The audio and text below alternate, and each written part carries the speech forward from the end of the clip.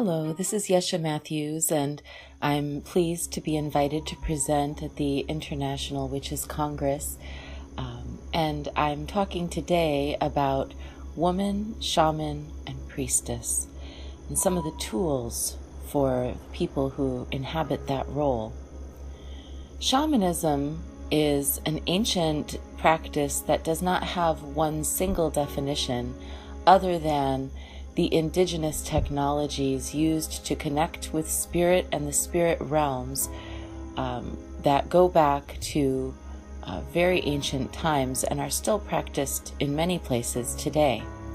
The word shaman is a Siberian word from the Tungus tribe that means a spirit worker and ceremonial leader. And when we use this word shaman in our contemporary usage, we're applying it to people all over the world who use these different types of spiritual technologies that are indigenous to their native lands, not just in Siberia, but worldwide. So even though the word originates in Siberia, it's come to describe a lot of different people all over the globe, from China to Tibet and Nepal, to India, to South Africa and West Africa, to Korea, South America, North America, and even Europe, Australia as well. Although it's important to note that not all indigenous practitioners identify themselves as shaman. Nonetheless, the word has come to be used pretty much to describe people all over the globe. And the word priestess has the same sort of history. A priestess is a female ceremonial leader and a person who is a healer in her community.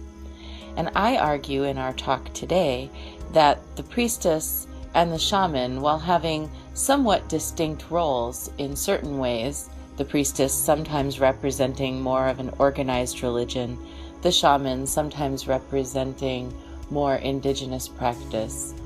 Over time, these two roles have been conflated and collapsed into one role that many women hold from all different corners of the earth. So, while not every priestess is a shaman and not every shaman is a priestess, there are a great many women who are both. The aspects of shamanism defined by the Dance of the Deer Foundation are as follows: connection with nature, the healing of self and community, spiritual practice often on a daily basis, pilgrimage to sacred places, visions, and ceremonies. And one can easily see how the role of priestess and the role of witch correlate very closely to these aspects of shamanism. The priestess or the witch are always connected with nature, observing the signs, establishing relationship and communication with trees, plants, herbs, and animals, creating medicines, which takes us to the second point, healing of self and community. The priestess presides over all of the different rites of passage and ceremonial healings.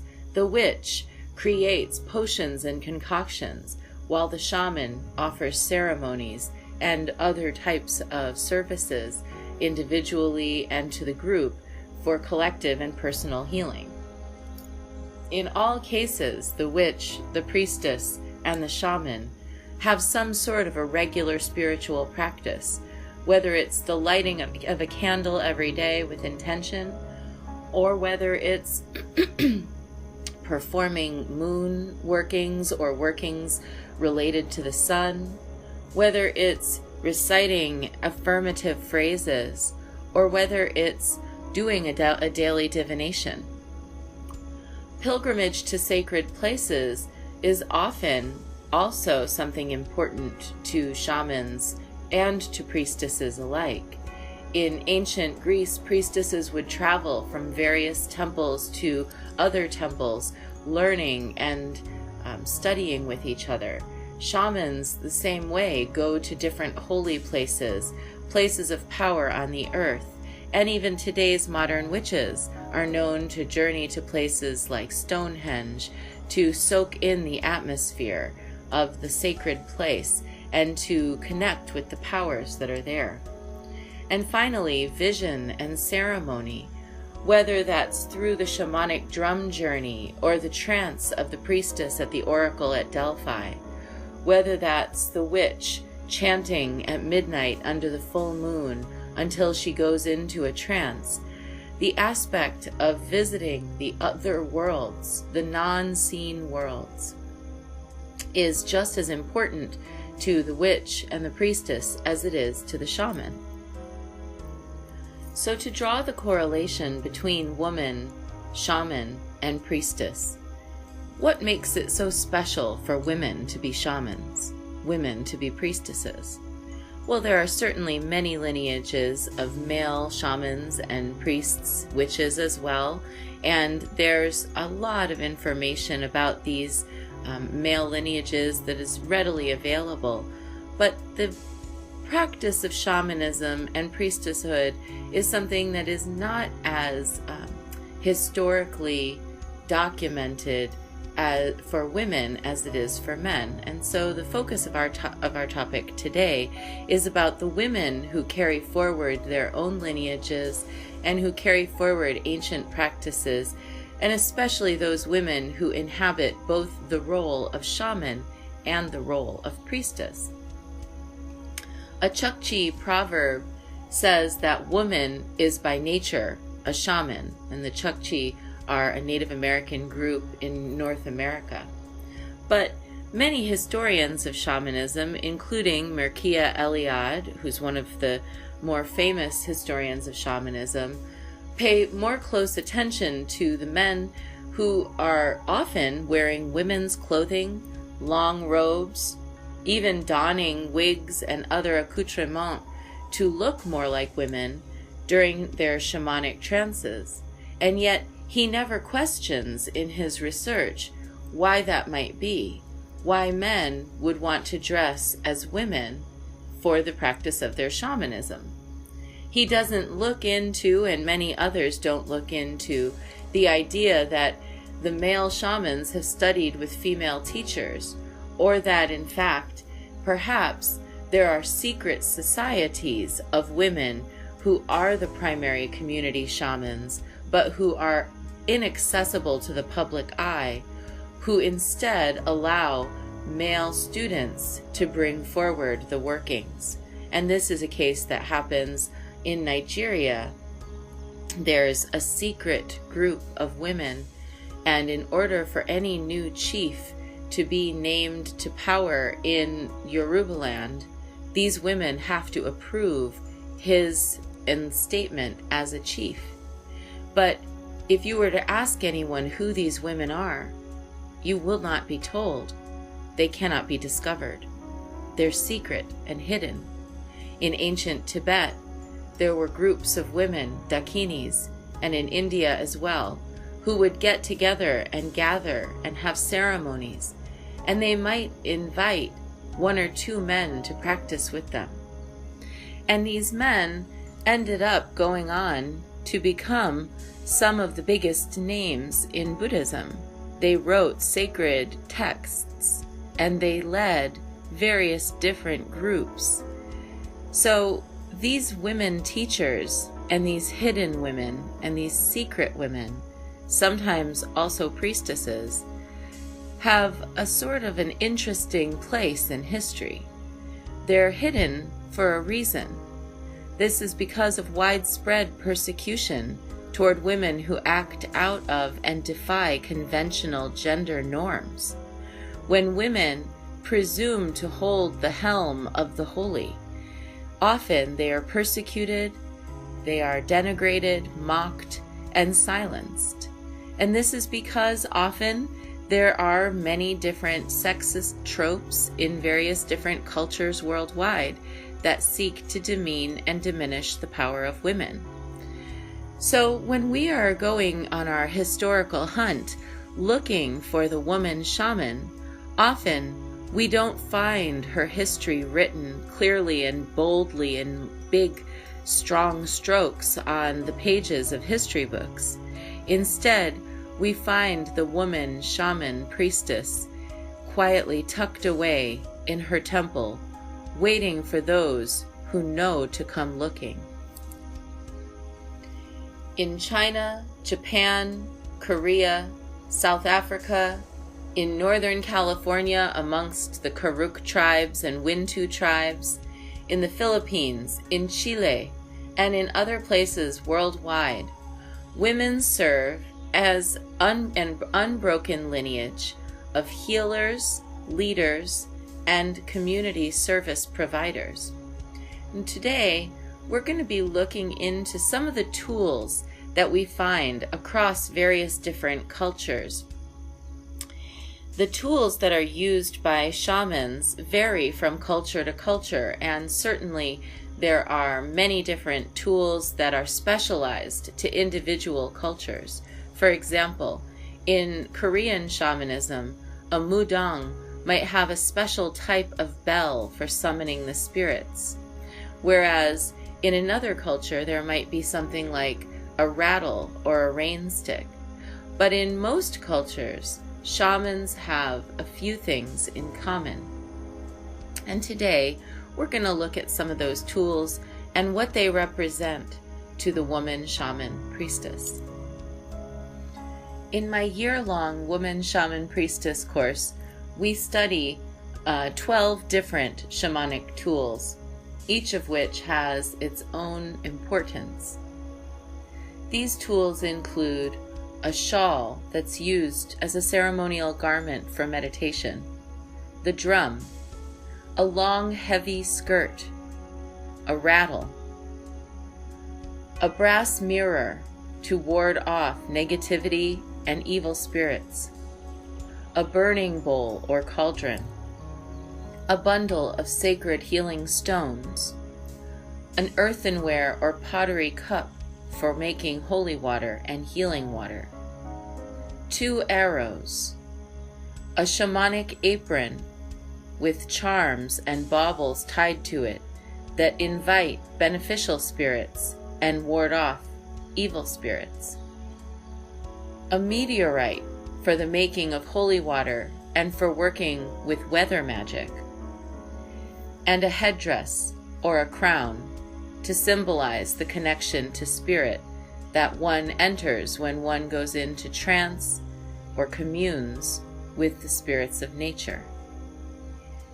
It's important to remember that in times when indigenous shamans and priestesses have been persecuted, to even own these items might be a reason that one would be imprisoned, sent to a labor camp, or put to death.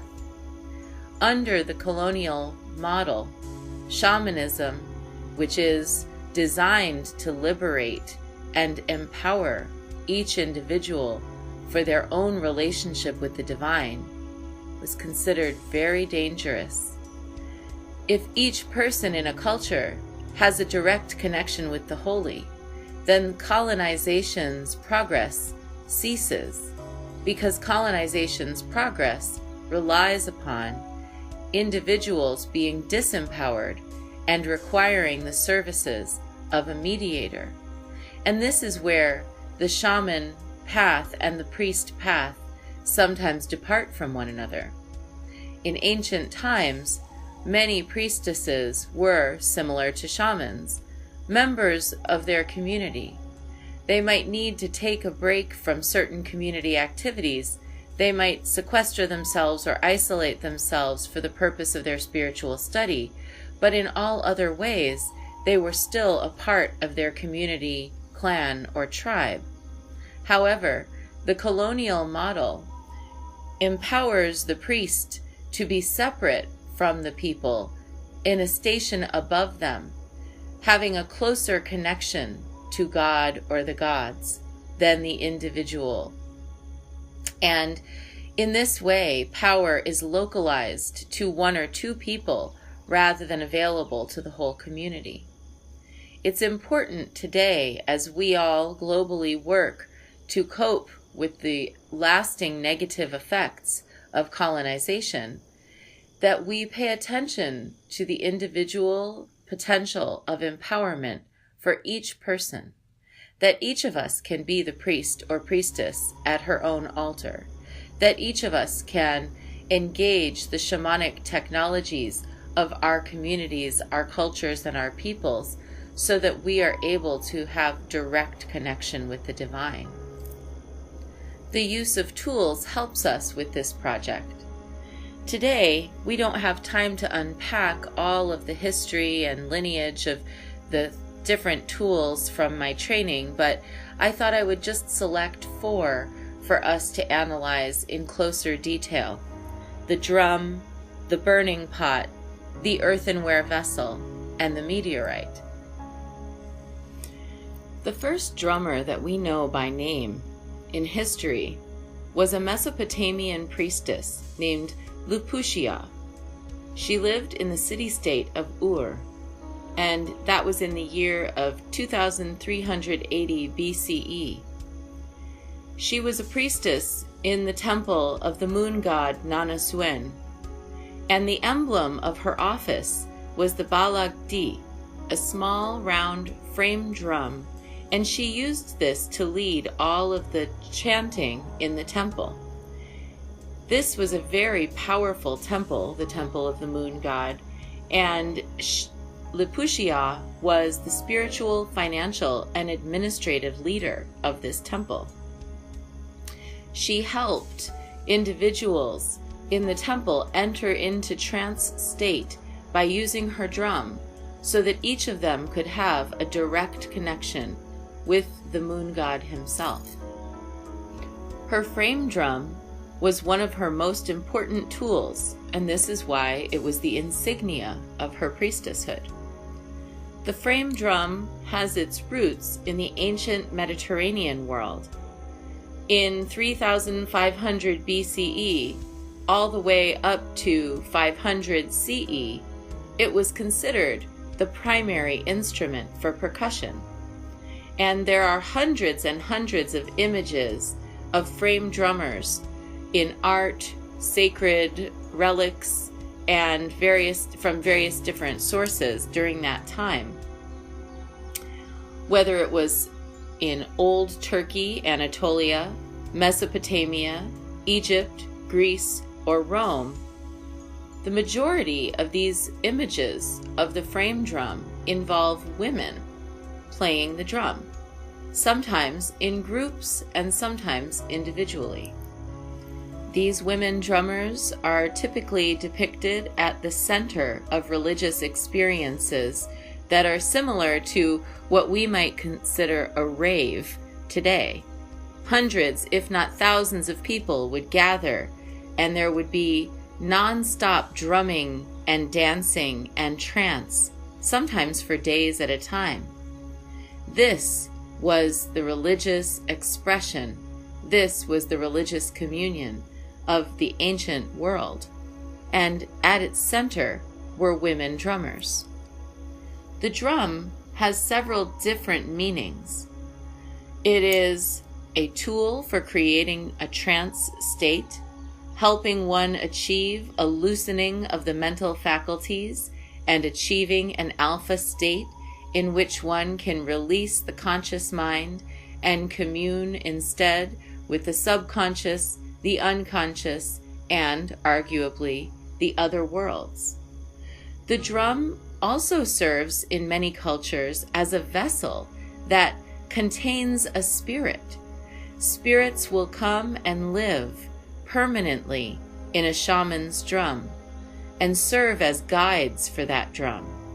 Occasionally, a shaman will capture a spirit in the drum and then return that spirit to its rightful place. This is at the heart of some soul retrieval practices. To be able to chant, dance, and go into trance for the purpose of healing requires some kind of rhythmic action. Chanting and rattling may be part of it, but the most common tool used for this state and its accomplishment is the drum. And when you connect with spirits in the other realm using your drum, and you invite them to come and empower you in this world, in this physical world, you then might invite that spirit to come and journey inside your drum for a time. Finally, the drum is like a chariot. It carries you to other realms where then you can restore equilibrium, seek medicine, or form spiritual relationships. In North Africa, there are women called Darwisa or Marabutes, and even though these titles of these women come from more like Islamic influence, their practices are more ancient than the comparably recent influence of Islam. The North African customs of the Darwisa include using drums to go into a trance and discover which spirit has caused an illness. The woman drummer, the shaman, the priestess, the Darwisa, drums and drums with a sick person and communes with the spirits that are within and around that person. And finally, when she finds the spirit that has caused the illness, the person gets up and begins to dance. The person is possessed by that spirit. And then the Darwisa can communicate with that spirit through the sick person, connecting, asking questions, and finding out what will be the proper treatment that will allow the sick person to heal. In ancient Turkey, in 5600 BCE, there was painted in a shrine room on the wall an image of a frame drum. And around that frame drum, there's a band of human figures, all dressed in leopard skins, holding various different percussion instruments, and they're dancing ecstatically around a large bull. One of the figures is holding a frame drum. This wall painting is our earliest evidence of any kind of spiritual tradition in which the frame drum was used in ecstatic rituals. And in the archaeological record, James Mellart has found many, he was an archaeologist, has found many different symbols and signs that point to this bull being associated with worship of the goddess. It is said that in ancient Sumeria, the goddess Inanna and her priestesses are the creators of the frame drum, along with all other types of musical instruments. There are written texts, figurines of women playing small frame drums, and drumming rituals that were associated for the worship of Ishtar, Asherah, Ashtoreth, Astarte, and Anat in Mesopotamia, Phoenicia, Palestine, and Syria. Then, sometime between 2000 and 1500 BCE, we begin to see the frame drum emerge in Egypt. Interestingly, in almost all of the art during this time, the frame drum is held in the hands of women in ancient Egypt. One can see one of these ancient Egyptian frame drums that now is in the Cairo Museum from 1400 BCE, and it was pulled from the tomb of a woman whose name was Hatnofer. The inscription on the drum reads, Isis, Lady of the Sky, Mistress of the Goddesses. Later on, even in the Bible, we have Miriam, the prophetess, sister of Aaron and Moses, who took a timbrel or a tambourine in her hand and then went with the women and with the dances. So this idea of the drumming woman, the drumming priestess, the drumming female shaman who is leading her community in some sort of ecstatic worship, has a very long history. And to this day, in Siberia, Korea, Japan, China, Nepal, Tibet, West Africa, and all over the world, we still see women with frame drums leading trances and helping people commune with spirit. Foretelling the future is another aspect of the drum. To go into trance is to be able to connect with spirits that can give predictions. But there are also methods of divination using the drum. From its tone and listening to changes in the sound of the drum, to the Mongolian art of throwing the drumstick up toward the sky and seeing where it lands as a form of divination, we find that prophets and women who predict the future often use drums in their practice. The drum is only one tool, but a very important and almost universal one. Another is the burning pot. The burning pot is sometimes seen as a cauldron for witches, is sometimes seen as an incense burner in temples or in village gathering places, is sometimes just the ash pot kept next to the hearth, and is sometimes the central fire in the yurt. From size small to large, the burning pot or the burning vessel is an important shamanic tool, an important priestess tool, and an important tool for the witch. From the Riwo Sangchu ceremony offered in Tibet, which makes purification possible and pacifies local spirits, to smudging ceremonies, the earliest of which originate among the Blackfeet and other indigenous American nations that we know of. Whether it's the burning of the Ewe herbs in Ifa to create magical ash, the practice of burning plants and other items in a ceremonial fire or burning pot is a widespread phenomenon for shamans worldwide.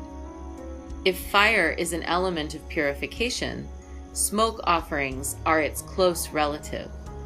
The curling dragon of smoke rising through the center of a tent, teepee, yurt, or other shelter is symbolic in many different ways, from the release or purification of negative entities to divination and offerings, to creating a road between the worlds of the seen and the unseen. The word smudge is an English word.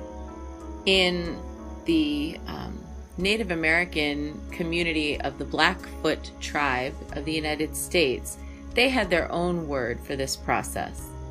One Blackfoot word for smudging is siyaki, which translates as a cleansing or purification for religious activity. For the Blackfoot religious leader or shaman, the person tasked with helping the community stay healthy and whole, and the individual practitioner as well, purification with smoke offerings before entering into any type of trance to commune with the three worlds, the sky world, the water world, and the below world, was essential. To commune with the divine was dangerous. One might encounter multiple different supernatural beings if one walked between the worlds, and so purification before prayer was essential to Blackfoot practice of spirituality.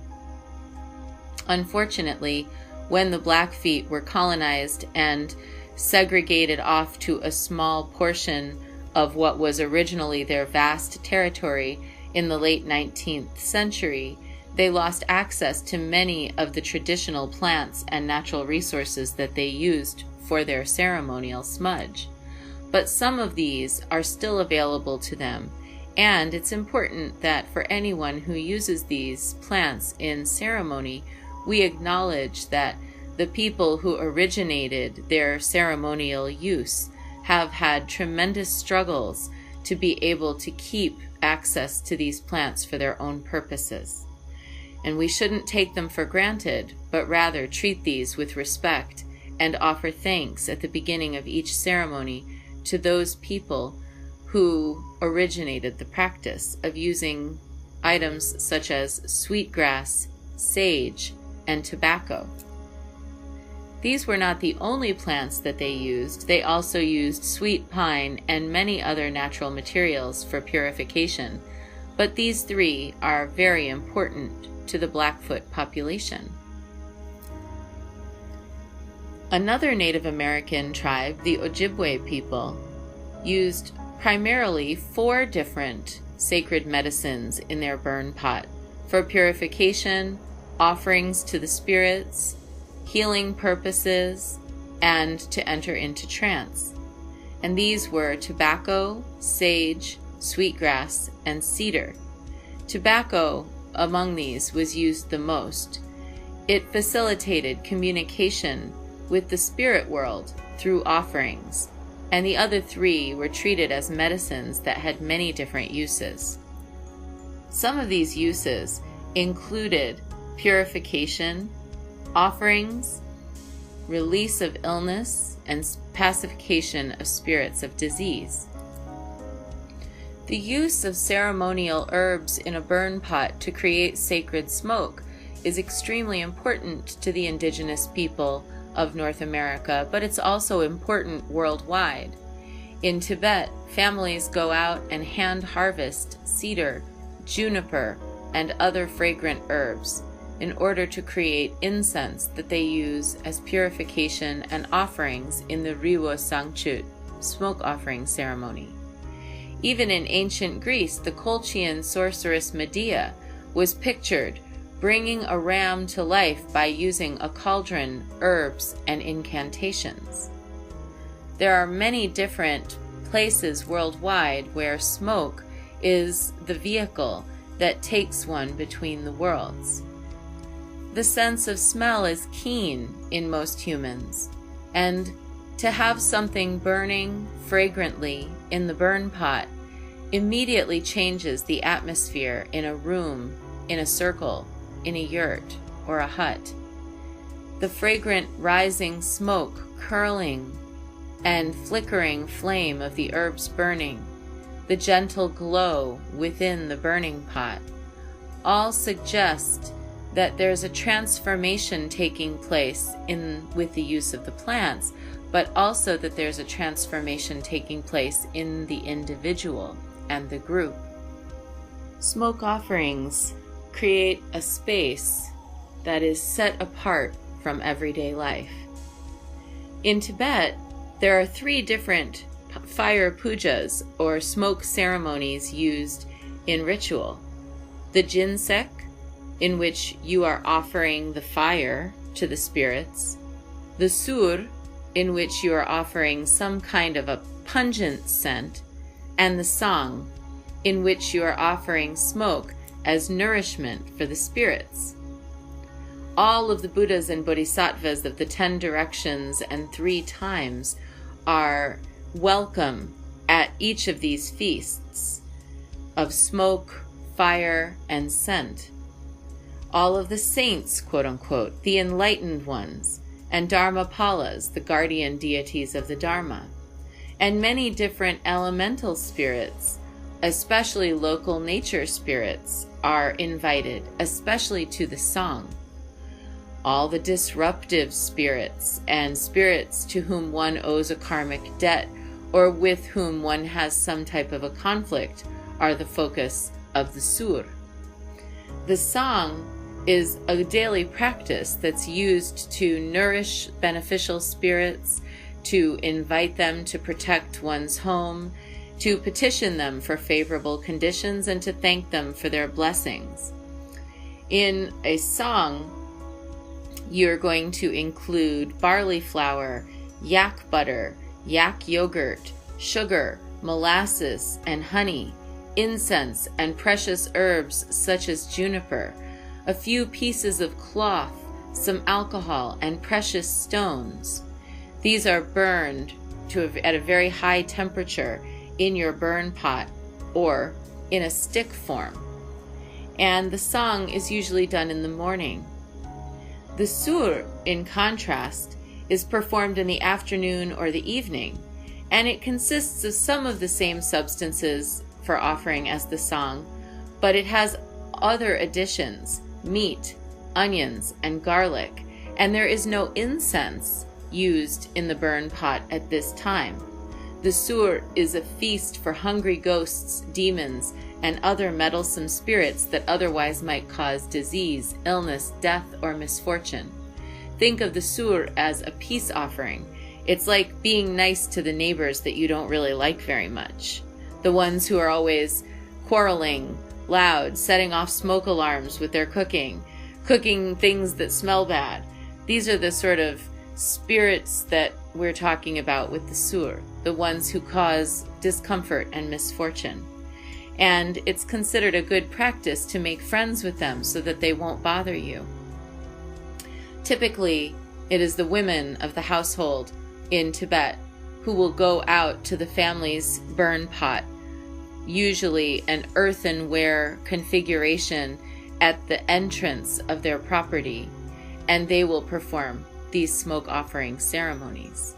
In this way, you have everyday acts of ordinary shamanism, smoke offerings, performed by women who are not specifically formal priestesses, or nuns within the Buddhist religion, but who nonetheless serve as the priestess for their own families. And in many cases, there have been women who, because of their performance of smoke offering ceremonies in their ceremonial burn pots, have been labeled as witches. The act of burning herbs in order to effect a particular outcome or appease spirits has been, under colonist gaze, relegated to the realm of witchcraft. For contemporary practitioners of modern witchcraft, of priestesshood, who employ shamanic methods, it's important to have a good burning vessel. You might use an iron cauldron or an abalone shell, a sturdy earthenware pot, or even a metal bucket.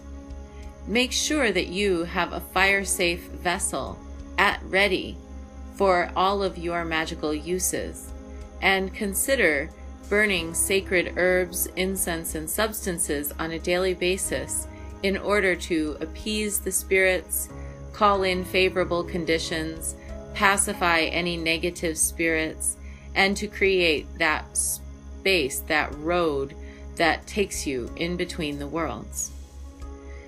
A third tool for the woman shaman priestess that seems to be universal is to have some type of a vessel for holding water and making holy water. Water is required for humans to live. The average person can live for many days without food, but can hardly live for more than 2 days without water. Maybe 3 at the most. Water is the number one most important thing to keeping our bodies healthy and functioning. Without water, we die. So water has become one of the fundamental tools for blessing, healing, and purification in shamanist traditions, and among priestesses and witches alike. To go to a natural body of water, to pray over that water, to gather some of that sacred water and bring it home, to use that water to bathe yourself or a person who has been afflicted with an illness, to use that water to consecrate magical objects, or to even purify your home, has a long history in multiple different cultures. The earthenware vessel can hold more than just water. It might hold vodka, tea, milk, or other offerings. The vessel represents a tool for one's personal nourishment and well-being, a symbol or a sympathetic representation of one's own body.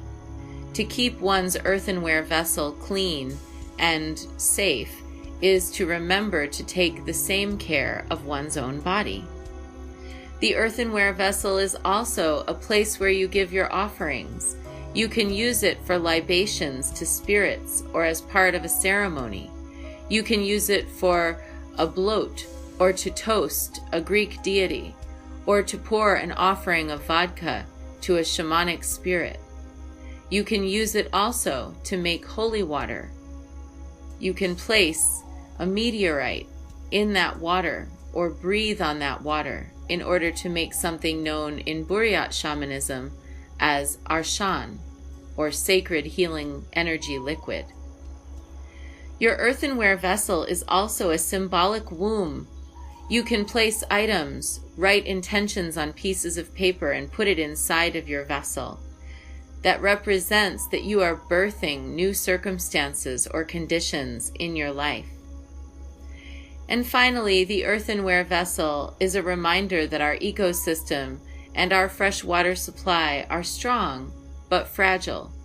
Just as you wouldn't want to drop an earthenware vessel lest it might shatter, we also need to remember that what goes inside that vessel, precious, sacred water, is in a delicate balance in our ecosystem, and we have to be careful not to pollute it with contaminants, chemicals, or other types of problematic substances, lest we find ourselves one day, as a world, very thirsty indeed.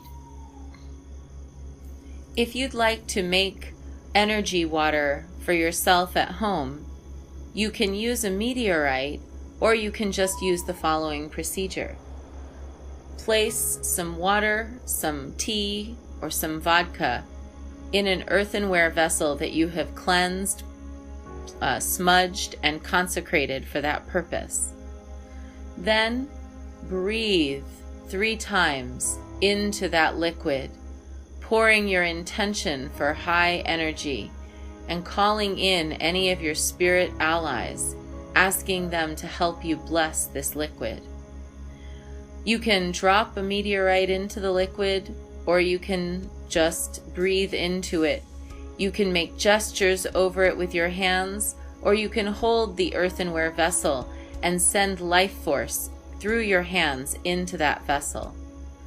Once you've created your energy water, you can pour it over yourself, you can drink it, you can pour it on an object or another person, you can add a little bit to your bath, you can pour some on the threshold or use it to anoint the doorways and windows of your home for blessing, or you can place it on an altar and invite spirits to come and to drink deeply of this energy water as an offering. To create some form of energy liquid in your earthenware vessel is one of the simplest shamanic technologies and has been used worldwide by so many different priestesses.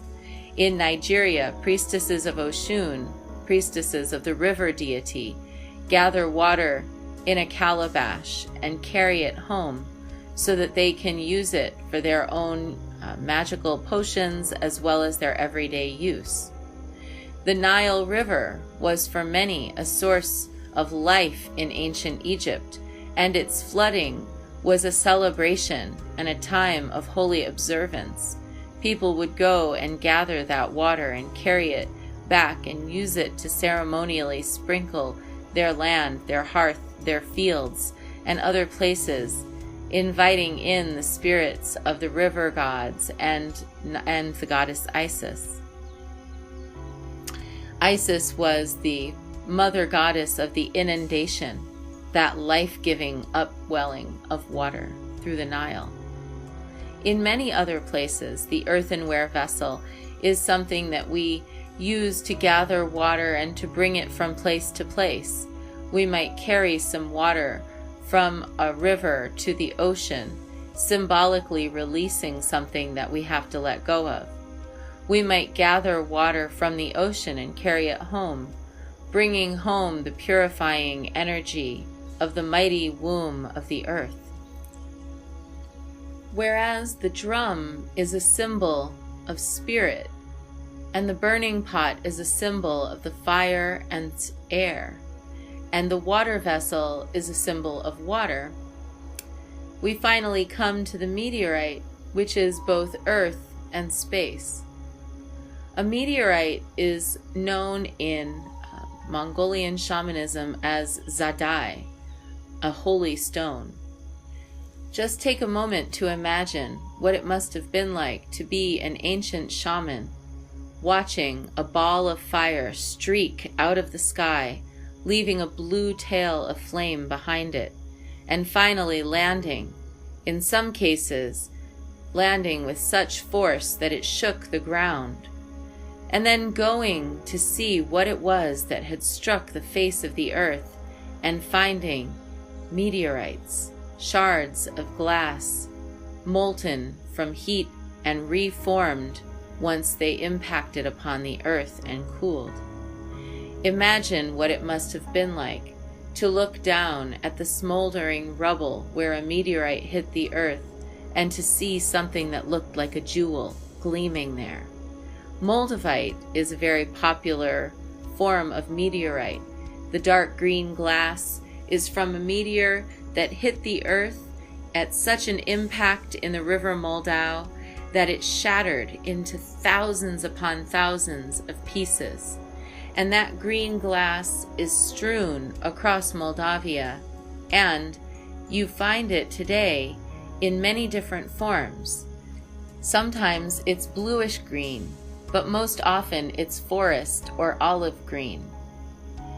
The impact of this meteor upon the earth that formed Moldavite occurred about 15 million years ago.